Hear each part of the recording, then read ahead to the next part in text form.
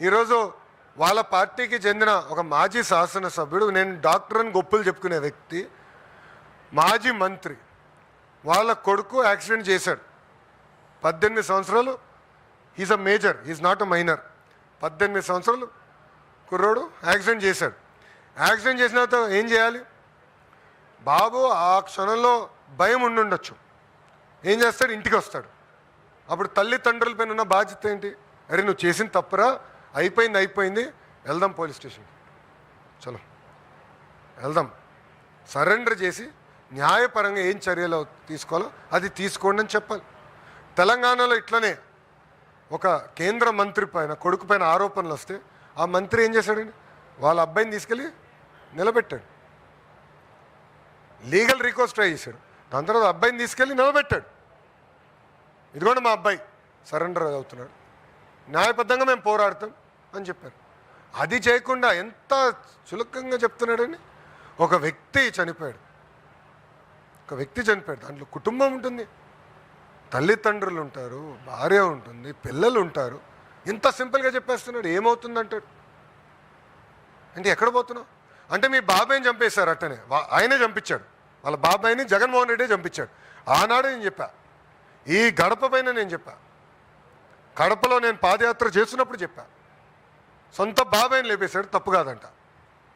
సింగయ్యని ఆయనే చంపేశాడు, తప్పు కాదంట. వాళ్ళ పార్టీకి చెందిన వాళ్ళు ఒక వ్యక్తిని గుద్ది చంపేస్తే అది తప్పు కాదంట. మేము చిత్తశుద్ధి ఉంది. పాప మత్స్యకారులు చనిపోతే మా మంత్రి గారు వెళ్ళి ఏకంగా వాళ్ళు పరామర్శించి ఒక్కొక్క కుటుంబానికి 10 లక్షల రూపాయలు మేము అందజేశాం. ఇదే జగన్మోహన్ రెడ్డి అధికారులు ఉన్నప్పుడు 250 మంది మత్స్యకారులు చనిపోతే కనీసం ఆ కుటుంబాన్ని వాళ్ళు పరామర్శించలేదు. ₹1 ఇవ్వలా. ఆనాడు 5 లక్షల ఎక్స్గ్రేషియా, ₹1 కూడా ఇవ్వలా. ఇప్పుడు వెళ్ళి పెద్దదో చేస్తున్నట్టు సినిమా.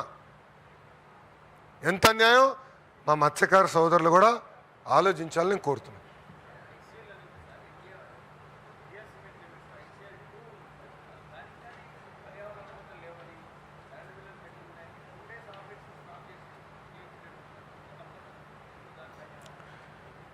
సార్, మా ఇండస్ట్రీస్ మంత్రి గారు అదేవిధంగా మంత్రివర్గంలో ఉన్న మంత్రులందరం లక్ష్యం ఒకటే, పరిశ్రమలు నడవాలి. ఏమైనా ఇబ్బందులు ఉంటే ప్రభుత్వం తరపున ఏమైనా సమస్యలు ఉంటే అది మేము పరిష్కరించాలి. పరిశ్రమల తరపున ఏమైనా లోటుపాట్లు ఉంటే వాళ్ళు సరిదిద్దుకోవాలి. దాంట్లో మాకు చాలా క్లారిటీ ఉంది. ఎక్కడ ప్రకృతి ఇబ్బంది పడకూడదు, పనిచేస్తున్న కార్మికులు ఇబ్బంది పడకూడదు. అది మా లక్ష్యం. బట్ కలిసికట్టుగా పనిచేస్తూ వ్యవస్థల్ని ముందలు తీసుకెళ్ళాలి.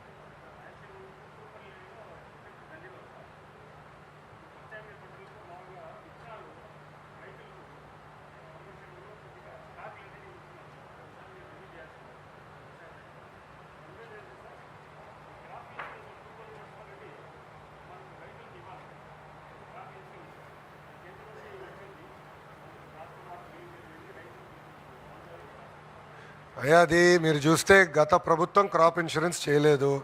వాళ్ళు పెట్టిన బకాయిలు తీస్తూ మేము పోతున్నాం. ఇప్పుడు స్కూల్ ఎడ్యుకేషన్ను సుమారుగా 5,000 కోట్ల వాళ్ళు బకాయిలు పెట్టి వెళ్ళారు. మళ్ళీ ఈ రన్నింగ్ ఇయర్ నేను పే చేయాలి. సో ఒక పక్కన బకాయిలు క్లియర్ చేస్తూ ఈ రన్నింగ్ ఇయర్ది మేము క్లియర్ చేస్తున్నాం. ఒక పక్కన మాకు చాలా క్లియర్గా ఉందమ్మా, హార్టికల్చర్ మిషన్ కింద మేము టేకప్ చేస్తున్నాం. రాయలసీమలో పెద్ద ఎత్తున హార్టికల్చర్ ప్రోత్సహించాలి, ఇది మా లక్ష్యం. ఎక్కడ యూరియా కొరత లేకుండా కూడా చేయాల్సిన బాధ్యత మా పైన ఉంది, అది చేస్తున్నాం. కావాలని కొరుతుందని వాళ్ళు చెప్తున్నారు. మీరు చూస్తే పోయిన సంవత్సరం 30% ఎక్కువ యూరియా కూడా సప్లై చేసాం. బట్ భూమికి కావాల్సినంత యూరియానే వేయాలి. ఎక్కువ వేస్తే పంజాబ్ లాగా మనకు కూడా క్యాన్సర్కి హబ్ అవుతాం.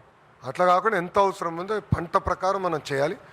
మీరు ఇన్పుట్ అని మీరు చెప్పారు, నేను చెక్ చేసుకుంటాను. I will definitely discuss with Atchannaidu గారు. No problem.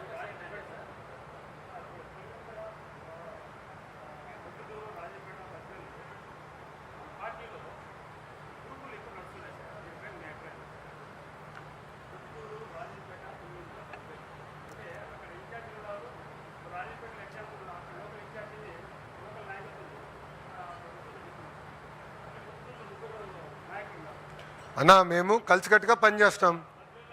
మేము ఒక నిమిషం, బద్వేల్ది నేను క్లారిటీ ఇచ్చాం, ఇన్ఛార్జ్ మార్చాం, పార్టీ ముందరికి వెళ్తుంది. పార్టీలో పోటీ అనేది ఉంటుంది కదా. పార్టీలో పోటీ ఉండదని ఎట్లా అనుకుంటారు? మంగళగిరిలో కూడా పోటీ ఉంటుంది, కానీ మేము అందరం ఒకే కుటుంబం, తెలుగుదేశం పార్టీ కుటుంబం. మా మధ్యలో ఏమైనా సమస్యలు ఉంటే మేము 4 గోడలు కూర్చుని మా సమస్యలు మేము పరిష్కరించుకుంటాం. అది ఏమైనా ఉంటే మా ఇన్ఛార్జ్ మార్చులు ఉన్నారు, మా జోనల్ కోఆర్డినేటర్ ఉన్నారు, మా సమస్యలు మేము పరిష్కరించుకుంటాం. బయట వాళ్ళు అవసరం.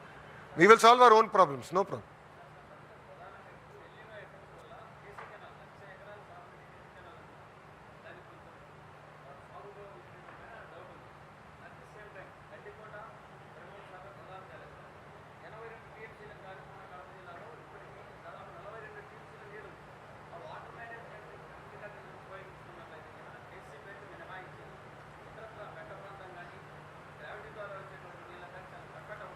ఇప్పుడు 82 టీఎంసీలో మనకి 58 టీఎంసీలు ఉందమ్మా. నేను చెక్ చేశాను, కలెక్టర్ గారితో మాట్లాడాను. ఆల్ రిజర్వాయర్స్ చెక్ చేస్తే 58 ఉందన్నారు. ఇప్పుడు ఏం చేయాలంటే అది ఇన్ఛార్జ్ మంత్రి గారు ఉన్నారు, ఎమ్మెల్యేలు అందరూ కూర్చుని ఎక్కడ ఎంత పంట ఉంది, ఎట్లా నీరు పంపించాలనేది చాలా ఎఫిషియెంట్గా మేనేజ్ చేస్తాం. ఎందుకంటే వాటర్ మేనేజ్మెంట్ అనేది పెద్ద ఆర్ట్, అది చాలా సిస్టమేటిక్గా చేయాలి, అది మేము చేస్తాం.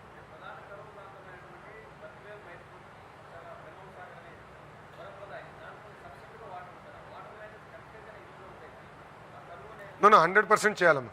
ఇప్పుడు ఎల్నీనో ఎఫెక్ట్ ఉంది, అందరూ చూస్తున్నాం కదా. వర్షం కూడా ఈ సంవత్సరం తక్కువ ఉంది, భారతదేశ వ్యాప్తంగా తక్కువ ఉంది వర్షం. ఇది ఓవర్కమ్ అవ్వాలి, ఛాలెంజ్ ఉంది, లేదని అన్నట్లు. మీరు ఇట్లానే పెంచండి, మీరు ఎక్స్పెక్టేషన్స్ పెంచుతూ పోతారు. వచ్చిన పరిశ్రమల గురించి మీరు ఎవరు మాట్లాడట్లా, మీడియా మిత్రులు కూడా మాట్లాడట్లా. ఆమ్కా తీసుకొచ్చాము, ఎస్ఐఎల్ తీసుకొచ్చాము, పిఎస్పీలు అవుతున్నాయి, ఏసీ తయారీలు ఇక్కడే అవుతున్నాయి, రాయల్ ఎన్ఫీల్డ్ మనకే వచ్చింది, Kia expansion, drone city, space city, కర్నూలులో మంత్రి గారు పెద్ద ఎత్తున పరిశ్రమలు తీసుకొచ్చారు, రిలయన్స్ ఫుడ్ ప్రాసెసింగ్ పెద్ద ఎత్తున ఆయన తీసుకొచ్చారు. దాని తర్వాత గోల్డ్ మైనింగ్ కూడా 1 మైన్ ఓపెన్ అయింది, 2వ మైన్ త్వరలో ఓపెన్ చేయబోతున్నాం. ఇట్లా సిస్టమేటిక్గా చేసుకుంటూ వెళ్తాము.